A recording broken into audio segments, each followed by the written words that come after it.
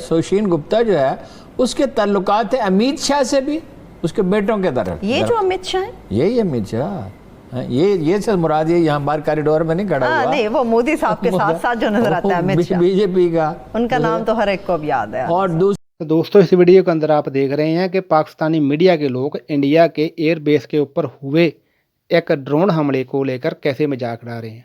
इन लोगों को ये नहीं पता कि कल को इनके साथ क्या होने वाला है। जब भी इंडिया ने पाकिस्तान के ऊपर अटैक किया है, कभी भी चाइना ने पाकिस्तान का साथ नहीं दिया।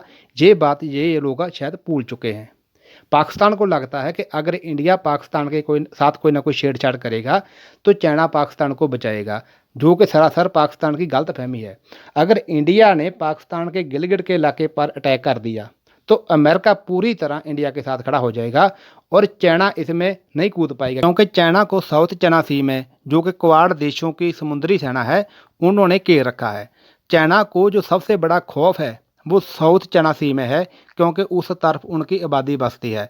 तो चाइना नहीं चाहेगा कि लद्दाख के अंदर या गिलगिट के इलाके के अंदर इंडिया के साथ कोई तनातनी बढ़ा के वो अपना जो वो इलाका है साउथ चाइना सी का, उसको खतरे में डाले। तो आप इस वीडियो को देखिए। उससे पहले हमारी आपसे रिक्वेस्ट है कि अगर आपने अभी तक हमारे चैनल को सब्सक्राइब नहीं किया तो आप हमारे चैनल को सब्सक्राइब जरूर कर दीजिए। पहले बिपिन रावत ने जो कुछ कहा और आरकेएस ने जो उसने कहा, वो 27 जून के बाद जो किससे छिड़ा जम्मू एयरपोर्ट पर जो हम लोग। अब दिलचस्प बात यह है कि कह तो बिपिन रावत साहब ने कहा तो ये कि हम पाकिस्तान हमले कर रहा है ड्रोन से और हम अपनी मर्जी से, अपनी मर्जी की जगह पे, अपनी मर्जी के तरीके से मार्च खोलेंगे पाकिस्तान के खिलाफ। और साथ ही एक अभी तहकीकात हो रही है कि ये हमला पाकिस्तान ने किया या नहीं किया, फिर उधर से ये कमाल है। कमी अफराद। और आरएसके साहब जो हैं, आरकेएस वो क्या कह रहे हैं कि पाकिस्तान ने किया है, राकेश कुमार भाई। अच्छा, और दोनों का झगड़ा है, बड़ा दिलचस्प झगड़ा चल रहा है। वो जो नया उन्होंने सिस्टम बनाया है, क्या है वो, न्यू थिएटर, पता नहीं क्या है वो, इंटरोगेटिव वॉर थिएटर, हाँ, इंटीग्रेटेड वॉर थिएटर।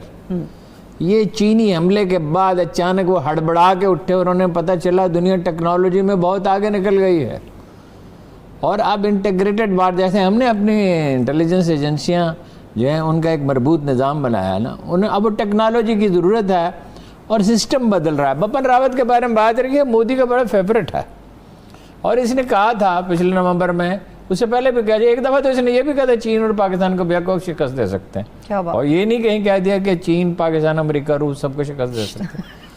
और इसीलिए उसके लिए एक ओहदा तराशा गया, सिस्टम ही बदल दिया गया उसके लिए। अच्छा, वो कह रहा है कि अभी तहकीकात हो रही है और वो कह रहे हैं कि जी पाकिस्तान इन्वॉल्व है। अच्छा, उसमें हुआ ये असल में ज़ाहिर है लोकली है, अगर हुआ है ऐसा, इनका तो ये नहीं पता किस्सा घड़ भी लेते हैं। वो एक कब्बा और एक 2-3 दरख्त मारने के बाद ये कहते हैं स्ट्रेटेजिक स्ट्राइक, स्ट्रेटेजिकल स्ट्राइक। ओहो, क्या भारी भरकम नाम है, लगता है कि भाई पता नहीं क्या कर दिया है जी। सुल्तान मोहम्मद फातह ने इस्तांबुल का घेराव कर लिया है जैसे। तो ये है सूरत हाल जनाब वाला। और इसके में वो कह रहे हैं, यहाँ भी एक कहानी घड़ ली कि यहाँ ड्रोन जो है पिज़्ज़ा सप्लाई करने वाले ड्रोन थे। भाई अगर वो पिज़्ज़ा सप्लाई करने वाले ड्रोन थे तो और अगर ऐसा हुआ है तो ज़ाहिर है वहाँ किसी ने किया, वो मास वाले नहीं करते। अब ये कह रहे हैं कि हम वो लेज़र का सिस्टम बनाएंगे। अच्छा, वो अपना ड्रोन्स का, वहाँ तो जैमर्स ही नहीं थे, क्योंकि वहाँ तो सिर्फ हेलीकॉप्टर थे, जम्मू पे लड़ाका तैयारी तो नहीं थे, कोई ख़तरा तो नहीं था। इन्होंने तो भाई हमारा इतना नुकसान किया पाकिस्तानी तालिबान के ज़रिए, अफ़गान तालिबान नहीं, ये ज़रा डिफ्रेंशिएट करें हमेशा, कि हमारा कि 1 करोड़ रुपये का तैयारा था जो कराची एयरपोर्ट पर तबाह किया गया था। और वो अब जैमर लगाए हैं ट्रकों पे ले जाके, और लेज़र टेक्नोलॉजी के ज़रिए ड्रोन्स को तबाह करने का निज़ाम बनाए, शौक़ से बनाए। तो वो कश्मीरियों के दिल तो नहीं जीत सकते, उसका तो कोई तरीका नहीं है। अब मसला क्या है, ये धमकी देने की जरूरत क्यों पेश आई है? सीज फायर पे तो अमल हो रहा है, बॉर्डर पे तो फिर ये क्या मामला है? ये मामला ये है जनाब, राफेल तैयारों का मामले में एक फ्रांसीसी वेबसाइट ने, मीडिया पार्ट ने एक स्टोरी नशर की। ठीक है।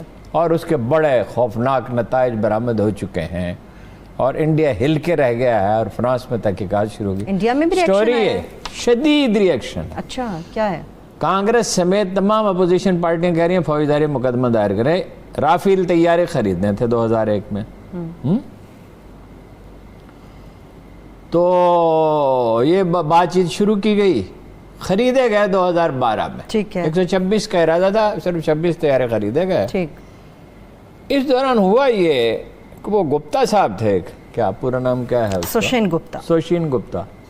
اس کو انہوں نے رافیل طیارہ بنانے والے 2 کمپنیاں ہیں جو مل کے وہ کام کرتی ہیں, انہوں نے ہائر کر لیا. سوشین گپتا جو ہے اس کے تعلقات ہیں امیت شاہ سے بھی, اس کے بیٹوں کے طرف. یہ جو امیت شاہ ہیں, یہی امیت شاہ, یہ سے مراد یہ یہاں باہر کوریڈور میں نہیں کھڑا ہوا. نہیں, وہ مودی صاحب کے ساتھ ساتھ جو نظر آتا ہے امیت شاہ, بی جے پی کا, ان کا نام تو ہر ایک کو اب یاد ہے. اور دوسرا ناموں کی وجہ سے ارون جیتل, کیا نام تھا؟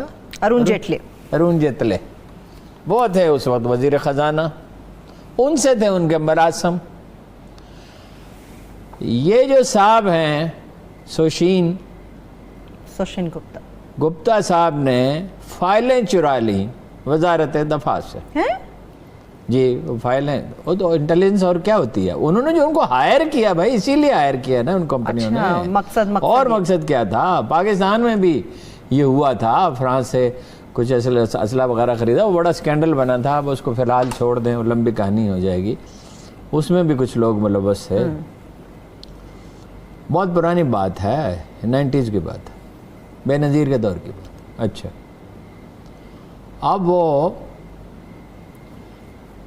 وہ جو ساری پوائنٹس بنائے گئے تھے وزارت دفاع نے, اس طرح نیگوشیٹ جو اسٹریٹجی تھی پوری انہیں پتہ چل گئی.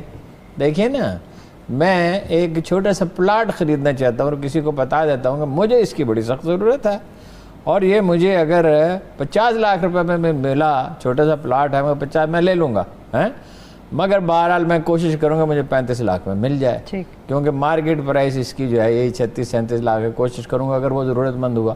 سودا بازی تمام چیزوں میں اسی طرح ہوتی ہے. اب جب انہیں ساری انفارمیشن مل گئی کہ انہیں ضرورت کتنی شدید ہے اور یہ کیا اسٹریٹجی اختیار کریں گے اور کیا بات کریں گے, تو وہ تو پہلے سے مینٹلی تیار ہو گئے, سوچ لیا انہوں نے. اور مذاکرات ہوتے رہے. مذاکرات سرکاری سطح پہ ہوئے, رافیل کے نمائندے بھی شریک ہوئے, جہاز بنانے والے 2 کمپنیاں انفیکٹ وہ مل کے کام کرتی. طیارے خرید لیے گئے. آخری وقت پہ کیا ہوا, ایک عجیب واقعہ ہوا. اس معاہدے میں یہ لکھا جانا تھا کہ کرپشن کی, اگر کرپشن ہوئی تو اس کی تحقیقات ہوئی. مودی صاحب نے ذاتی طور پر مداخلت کر کے وہ کمیٹی سے کہا کہ اس چک کو نکال دیا جائے, اور وہ نکال دی. فرانس میں تحقیقات ہو رہی ہے, وہ تو ساری تفصیلات سامنے آنے والی ہیں. وہ جج صاحب جو ہیں ان کے حوالے کر دیا گیا. وہ ڈائریکٹوریٹ ہے عمل درآمد کا, ایک محکمہ ہے جس کو امپلیمنٹیشن ڈائریکٹوریٹ غالباً کہا جاتا ہے. تو وہ نکال دی. مذاکراتی ٹیم اس سے متفق نہیں تھی, مگر وزیر اعظم نے کہا نکال دیں. وزیر اعظم کے پاس تو جواز ہو سکتا ہے, نواز شریف کے پاس کتنے جواز ہیں. اب ایک ہنگامہ برپا ہے, تو اب اس ہنگامے کا کیا علاج ہے سوائے اس کے کہ پاکستان کو دھمکیاں دی جائیں اور ضرورت پڑے تو تھوڑی سی چھیڑ چھاڑ کی جائے. پاکستان آرمی ریڈ الرٹ پہ ہے, فضائیہ بھی تیار ہیں ذہنی طور پہ, جنگ نہیں چاہتے, مگر یہ ہے کہ جنگ وہ کریں گے. شاستری نے 65 میں ٹھیک یہی الفاظ کہے تھے, اپنی مرضی کا محاذ کھولیں گے. وہ اپنی مرضی کا محاذ کھول کر لاہور کی سرحد پہ آ پہنچے. کسی کو یہاں گمان نہیں تھا لاہور میں حملہ ہوا تھا, مگر نتیجہ کیا نکلا؟ جب آپ مینٹلی تیار ہوں. 71 ایک بالکل مختلف صورتحال تھی. اچھا, یہ بھی اس نے کہا وہاں تو 2 ڈویژن تو کل آرمی تھی, آبادی ناراض تھی, اقتدار منتقل نہیں کیا گیا تھا, انڈیا کو موقع مل گیا.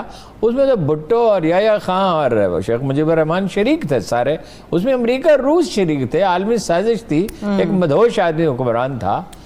آج تو وہ پاکستان, اس پاکستان میں آئی صحیح نام کی کوئی چیز تھی, ایک بس برائے نام تھی. اس کے بعد بنی نہ آئی صحیح. جناب اکرم تھے جن کے بارے میں کہا جاتا تھا کہ وضو کے سلیپر ہمیشہ ان کی کرسی کے پاس رکھے رہتے تھے, اور ان سے ٹیک اوور کیا تھا جنرل اختر عبدالرحمان نے, جنہیں